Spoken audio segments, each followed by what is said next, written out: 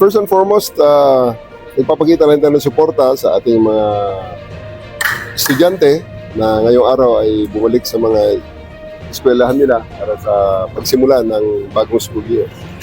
Pero ang pag-i-inspection actually ay dinelegate na natin sa ating mga district directors dito sa Metro Manila at sa kanilang mga station commanders. At sa ibang parte naman ng bansa ay inutusan na natin ang mga regional directors, provincial directors at ang mga chiefs of police na mag-coordinate sa mga school heads para sa kanilang mga security requirements. Actually, ang operation natin na ito, matagal na.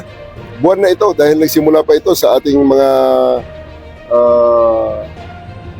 ang mga coordination natin is matagal na natin ginawa sa ating mga school heads. Nagsimula pa tayo sa mga brigada eskwela natin. How prepared